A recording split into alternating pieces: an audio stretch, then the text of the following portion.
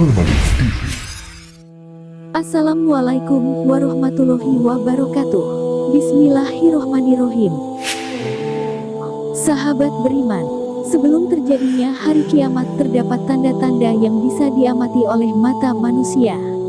Terkait dengan kiamat, ilmuwan pun sudah menjelaskan skema-skema yang terjadi, seperti bumi yang bertabrakan dengan planet lain atau hantaman asteroid. Apapun skema yang dipaparkan atau diprediksi ilmuwan, yang pasti terdapat kekacauan besar yang dialami oleh bumi. Salah satunya ialah guncangan yang dahsyat yang terjadi di bumi. Sebelum lanjut, simak video ini sampai akhir, biar tidak sesat. Salah satu tanda kiamat dan hari akhir zaman adalah banyaknya terjadi gempa bumi. Terdapat beberapa nas yang menjelaskan hal ini. Rasulullah Shallallahu Alaihi Wasallam bersabda, tidak akan tiba hari kiamat hingga banyak terjadi gempa bumi. Hadis riwayat Bukhari. Dalam riwayat yang lain juga disebutkan, gempa bumi terjadi dalam waktu yang cukup lama, selama beberapa tahun. Peristiwa kiamat diawali dengan guncangan yang dahsyat, yang meliputi seluruh bumi. Fenomena gempa ini berbeda dengan yang selama ini terjadi, yang hanya bersifat lokal dan tidak menyeluruh ke seantero bumi. Peristiwa ini menjadi penanda yang mengingatkan manusia bahwa akhir kehidupan dunia telah datang, yang diikuti kemudian oleh kehidupan akhirat. Beberapa skema kiamat yang terkait dengan fenomena alam yang terjadi.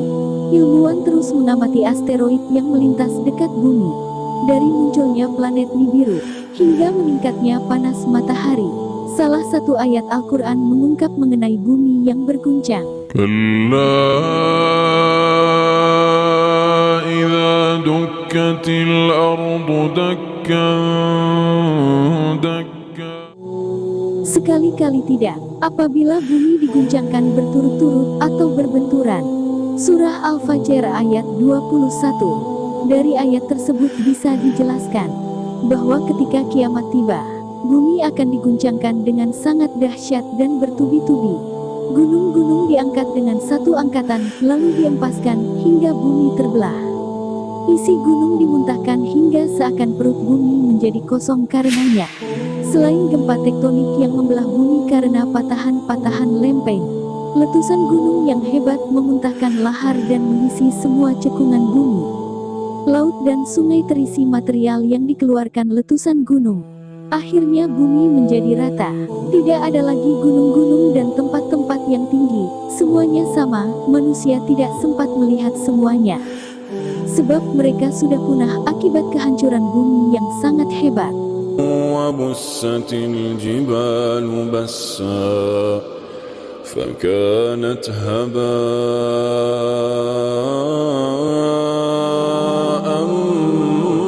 منبثا. Dan gunung-gunung dihancur luluhkan seluruh-luluhnya, maka jadilah ia debu yang beterbangan. Surah Al-Waqiah ayat 5-6. Dalam bahasa sains bisa juga digambarkan situasi bumi dan gunung-gunung pada hari kiamat dideskripsikan. Pergerakan lempeng bumi di luar kebiasaan yang menyebabkan gempa besar yang melanda seluruh dunia. Pergerakan ini memicu aktivitas vulkanik gunung-gunung berapi. Akibatnya, letusan gunung terjadi secara massal. Lava, debu, dan batuan panas disemburkan. Materialnya berhamburan, memenuhi angkasa yang diumpamakan seperti bulu-bulu yang berterbangan tak tentu arah. Material panas terlontar dalam keadaan membara dan memerahkan langit. Panasnya udara memunculkan fenomena fata morgana, seolah di depan tampak air yang sebenarnya hanyalah efek pembiasan oleh udara panas. Inilah skenario suatu rangkaian peristiwa yang tak pernah terbayangkan sebelumnya. Dari sahabat Salamah bin Nufail As-Sakuni radhiyallahu anhu, beliau berkata, kami pernah duduk-duduk bersama Rasulullah Shallallahu Alaihi Wasallam. Lalu beliau menuturkan hadisnya, dan sebelum kiamat tiba ada dua kematian yang sangat dahsyat, dan setelahnya terjadi tahun-tahun yang dipenuhi dengan gempa bumi. Hadis riwayat Ibnu Majah, sahih. Akan tiba saatnya malaikat Israfil meniup sangkakala. Bumi diguncangkan dengan sedahsyat-dahsyatnya. Gunung-gunung gunung dihancurkan dan diterbangkan bagai bulu berhamburan. Di saat itu manusia berlarian bak belalang yang berterbangan. Lautan meluap dan menyala, langit terbelah dan merapuh, cahaya rembulan menghilang, bintang-bintang berjatuhan. Dan matahari pun digulung. إذا الشمس كورت وإذا النجوم انكدرت وإذا الجبال سيرت. Apabila matahari digulung, bintang-bintang berjatuhan, dan gunung-gunung dihancurkan. Quran Surat At-Takwir 1-3. Di saat itu banyak mata terbelalak, wajah biru muram, tertunduk terhina, penuh dengan penyesalan dan hati takut tak terkira. Hari itu ibu akan lalai dengan anak susuannya. Manusia berlari dari saudara-saudaranya, ibu, bapak, istri, dan anak-anaknya. Manusia saling berlarian untuk dirinya masing-masing. Maka, apabila datang suara yang memekakkan telinga atau tiupan sangkakala yang kedua, pada hari itu manusia lari dari saudaranya, dan dari ibu dan bapaknya, dan dari istri dan anak-anaknya. Quran Surat Abasa 33-37. Keadaan manusia saat hari kebangkitan. Manusia akan dibangkitkan dari kuburnya dalam keadaan tanpa alas kaki, telanjang dan dalam keadaan tidak dihitan. Manusia benar-benar akan dibangkitkan lagi, sebagaimana dulu pernah diciptakan pertama kali keluar dari rahim ibunya dalam keadaan seperti itu. Pada saat itu juga, manusia dibangkitkan dalam keadaan yang bermacam-macam. Rasulullah Shallallahu Alaihi Wasallam bersabda, seseorang yang selalu meminta-minta kepada orang lain, di hari kiamat ia akan menghadap Allah dalam keadaan tidak sekerat daging sama sekali di wajahnya. Hadis riwayat Bukhari nomor 1474 dan Muslim nomor 1040. Amr bin Shuaib meriwayatkan dari ayahnya dan dari kakeknya, bahwa Rasulullah Shallallahu Alaihi Wasallam bersabda, orang-orang yang sombong dikumpulkan pada hari kiamat seperti semut-semut kecil dalam bentuk manusia, diliputi oleh kehinaan dari segala arah, digiring ke penjara di jahanam yang disebut bulas, dilalap oleh api dan diberi minuman dari perasan penduduk neraka Tinatul Habal. Hadis riwayat Tirmidzi, dihasankan oleh Asy Syaikh Al-Albani dalam Sahih Al-Adabul Mufrad nomor 434. Dan buat laki-laki yang selama di dunia berpoligami, namun tidak adil kepada istri-istrinya, maka dia akan dibangkitkan dalam keadaan berbadan miring. Dari Abu Hurairah radhiyallahu anhu, Rasulullah Shallallahu Alaihi Wasallam bersabda, siapa yang memiliki dua orang istri lalu ia cenderung kepada salah seorang di antara keduanya, maka ia akan datang pada hari kiamat dalam keadaan badannya miring.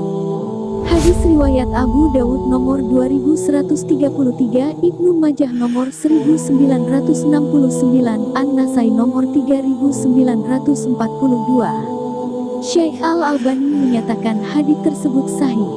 Dan buat pelaku riba, mereka akan dibangkitkan dalam keadaan berjalan sempoyongan, seperti orang gila.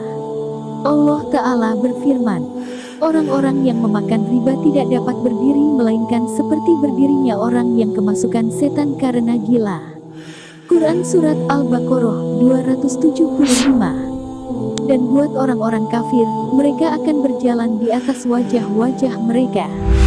Dari Anas bin Malik radhiyallahu anhu, ada seorang berkata kepada Rasulullah, wahai Rasulullah, bagaimana bisa orang kafir digiring di atas wajah mereka pada hari kiamat?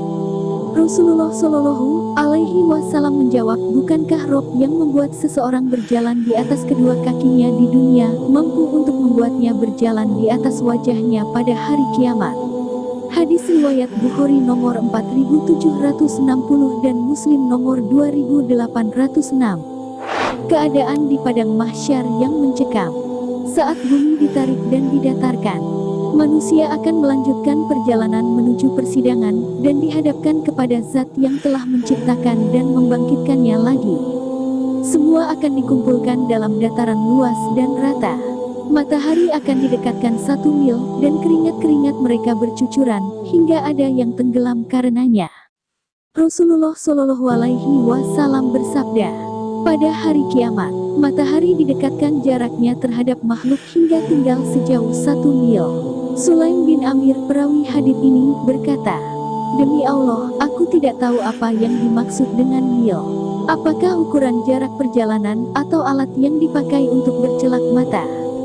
Beliau Shallallahu Alaihi Wasallam bersabda, manusia tersiksa di dalam keringatnya sesuai dengan kadar amal-amalnya.